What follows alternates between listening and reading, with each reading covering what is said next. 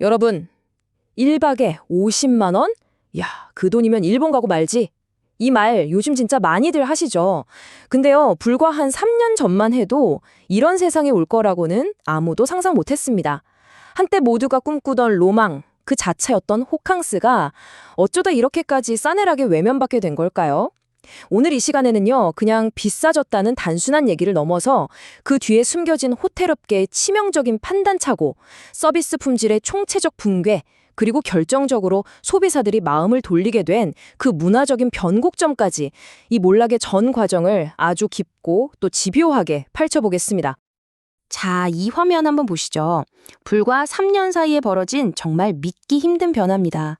2021년 팬데믹 때만 해도요, 특급 호텔 주말 예약은 그야말로 하늘의 별 따기였고요. 로비는 명품 쇼핑백을 든 우리 내국인들로 발디딜 틈이 없었죠. SNS만 켜면 다들 약속이나 한 듯이 호텔 수영장에서 객실에서 찍은 해시태그 호캉스 인증샷으로 그냥 도배가 됐었잖아요. 근데 2024년 지금은요? 와, 완전히 달라졌습니다. 특급 호텔들은 평일만 되면 텅텅 빈 객실 걱정을 하고 있는데 저기 인천공항 일본 가는 비행기 카운터는 역대급 인파로 그야말로 터져나가고 있습니다. 아니, 도대체 무슨 일이 있었길래 이 거대한 흐름이 이렇게 완전히 뒤바뀌어버린 걸까요? 한때는 하나의 문화 신드롬이었던 그 뜨거웠던 호캉스 열풍이 왜 이렇게 차갑게 그리고 또 이렇게나 빨리 식어버린 걸까요? 지금부터 그 복잡하게 얽힌 원인들을 하나씩 아주 깊숙이 한번 들여다보겠습니다. 자, 그럼 시간을 좀 거슬러 올라가 보죠. 모든 것의 시작, 바로 그 호캉스의 황금기 시절로요. 2020년, 2021년. 코로나 때문에 하늘길이 꽁꽁 막혔잖아요. 그러니까 억눌렸던 여행 욕구, 또 보복 소비라고 하죠. 이런 심리가 한순간에 폭발했습니다. 해외로 나갈 길이 아예 없으니까 그 모든 수요가 국내 특급 호텔이라는 딱 하나의 출구로 미친 듯이 쏠리면서 그야말로 전례 없던 대호황, 호캉스의 신화가 시작된 겁니다. 이때 호캉스는요, 그냥 호텔에서 하루 편하게 자는 그런 개념이 아니었어요. 이건 뭐랄까? 하나의 강력한 문화 현상이자 SNS에서 나 이 정도는 즐기면서 살아 하고 보여주는 그런 신분증 같은 거였죠. 호텔 로비는 백화점 명순관처럼 북적였고요.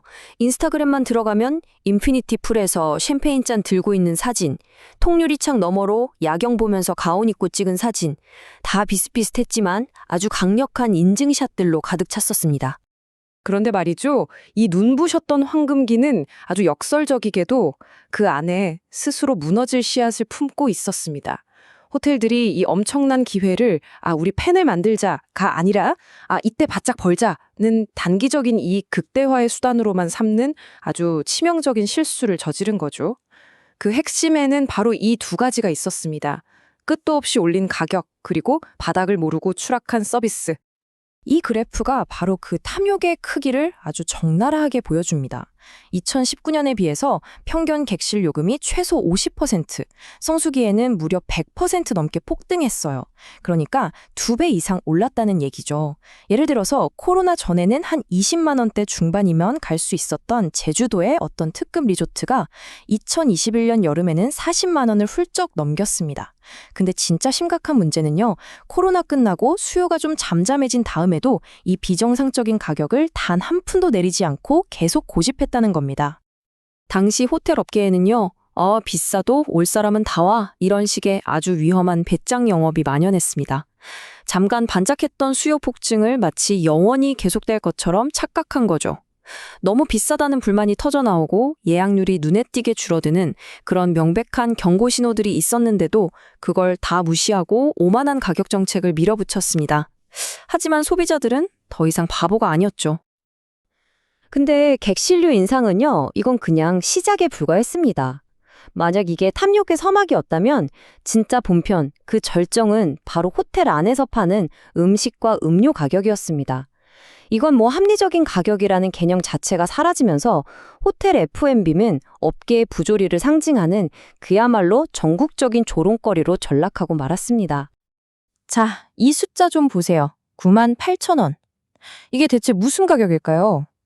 이게 바로 2022년 서울 시내 특급 호텔에서 팔던 애플망고 빙수 딱 한 그릇 가격입니다. 한 그릇에요. 이 빙수는 곧 호텔의 탐욕을 상징하는 아이콘이 되어버렸고요. 그 다음해에는 급기야 10만 원을 넘는 곳까지 나오면서 사람들을 정말 경악하게 만들었죠. 이게 빙수만 그랬냐? 아니죠. 룸서비스로 시키는 프라이드 치킨 한 마리가 8만 원, 아침밥, 조식 뷔페는 1인당 7만 원, 8만 원이 넘어갔습니다. 생각해보세요. 네 식구가 호텔에서 아침 한 끼 먹으려면 거의 30만 원 가까이 내야 하는, 이건 뭐 배보다 배꼽이 더 큰 기가 막힌 상황이 벌어진 겁니다. 물론 방값은 다 따르고요. 근데 더 심각하고 진짜 근본적인 문제는 돈은 이렇게나 많이 받아가면서 서비스의 질은 정말 땅을 파고 들어갔다는 겁니다. 왜냐, 코로나 때 비용 아낀다고 숙련된 정직원들을 많이 내보냈거든요. 근데 그 이후에도 인건비 아끼려고 그 빈자리를 경력직이 아니라 미숙한 단기 아르바이트생들로 채운 거예요. 그 결과는요, 참담했죠. 고객이 뭘 필요로 할지 미리 파악하는 그런 프로페셔널한 환대는 사라지고 그냥 매뉴얼만 줄줄 읊는 기계적인 응대만 남았습니다. 체크인 하려고 1시간을 기다리고 오후 3시 체크인 시간인데도 강의 준비 안 되고 수건 한 장 받으려고 전화를 몇 번씩 해야 하는 일들이 5성급 호텔에서 일상이 되어버렸습니다. 여기 아주 불을 지핀 게 있었으니 바로 호텔들의 교묘한 옵션 장사입니다. 예전에는 당연히 방값에 포함됐던 기본 서비스들을 하나씩 다 쪼개서 추가 요금을 붙이기 시작한 거예요. 이건 고객들에게 내가 프리미엄 경험을 하고 있구나가 아니라 내가 여기서 어떻게든 돈을 더 뜯기는구나 하는 장사치라는 인식을 심어주면서 분노를 일으켰습니다. 그 수준이 정말 황당할 정도입니다. 한번 상상해 보세요. 여러분이 50만 원짜리 방을 예약했어요. 근데 수영장 쓰려면 1인당 3만 원 더 내라. 한강뷰 받고 싶으면 5만 원 더 내라. 심지어 주차하는데도 2만 5천 원을 더 내라는 겁니다. 근데 제일 앞건은 이거예요. 체크아웃을 딱 2시간 늦추는데 방값의 절반인 25만 원을 요구하는 곳도 있었습니다. 시간당 12만 5천 원짜리 지각비를 내라는 건데 이건 편의를 봐주는 게 아니라 그냥 벌금이죠, 벌금. 바로 그때였습니다. 국내 호텔들이 이렇게 스스로 가격 경쟁력과 서비스 만족도라는 자기의 두 날개를 꺾어버리고 있을 바로 그 순간, 소비자들 앞에 정말 완벽한 대안이 딱 나타난 겁니다. 역사적인 엔저 현상 덕분에 일본 여행의 문턱이 믿을 수 없을 정도로 낮아진 거죠.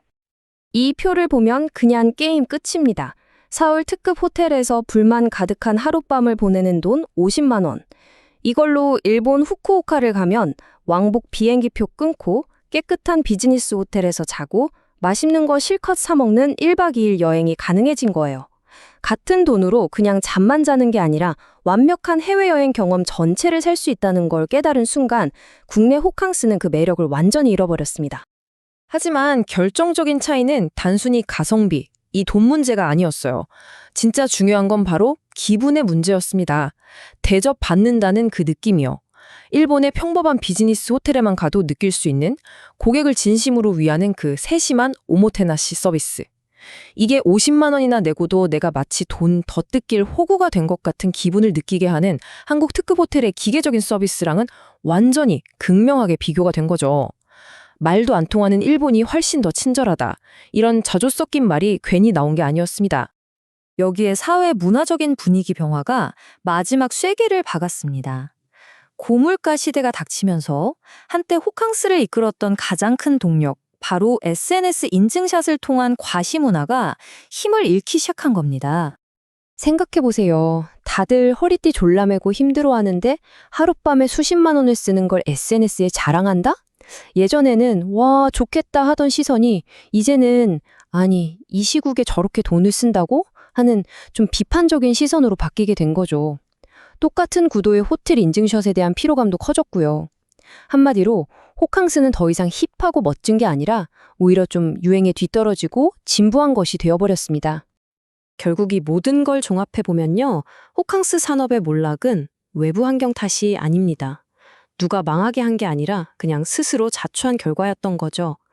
그리고 그 결정적인 마지막 한 방은 가장 힘들었을 때 자신들을 살려준 바로 그 핵심 고객들을 스스로 내팽개쳐버린 치명적인 전략적 오판이었습니다. 이 상황에 정말 이보다 더 정확한 사자성어가 있을까 싶습니다. 바로 토사구팽이죠. 토끼 사냥이 끝나니까 쓸모없어진 사냥개를 삶아 먹는다. 팬데믹이라는 힘든 시기에 갈 곳 없던 내국인 고객들 덕분에 간신히 살아남았던 호텔 업계가 하늘길이 열리자마자 그들을 대하는 태도가 정말 딱 이 짝이었습니다. 이 익명의 호텔 업계 관계자 발언, 이게 바로 그들의 속마음을 보여주는 결정적인 증거, 일종의 스모킹 건입니다. K-팝, K-드라마 열풍으로 외국인 관광객들이 돌아오자 호텔들은 노골적으로 내국인 고객들을 홀대하기 시작했어요. 왜냐? 가격에 민감하고 서비스 요구 수준이 높은 까다로운 내국인보다 불평도 적고 돈도 더 잘 쓰는 외국인이 훨씬 좋은 손님이라는 차가운 계산이 끝난 겁니다. 이건 명백한 배신이었습니다. 가장 힘들 때 자신들의 버팀목이 되어 주었던 내국인 고객들의 그 충성심에 그냥 등을 돌려버린 거죠. 그 결과는 참담했습니다. 외국인 손님 비중은 좀 늘었을지 몰라도 평일이나 비수기 때 꾸준히 객실을 채워주던 내국인들이 대거 떠나버리면서 호텔 전체의 가동률은 오히려 떨어지는, 그야말로 제 발등을 찍는 자충수가 되었습니다. 결국 모든 건 자업자득인 셈입니다. 단기적인 이익에 눈이 멀어서 저질렀던 그 탐욕스러운 행동과 배신이 결국 장기적인 신뢰와 평판이라는 더 큰 자산을 완전히 무너뜨린 거죠. 한 번 떠나간 고객의 마음, 한 번 무너진 신뢰를 다시 쌓아 올리는 건 결코 쉽지 않을 겁니다. 자, 이제 마지막 질문을 여러분께 드립니다.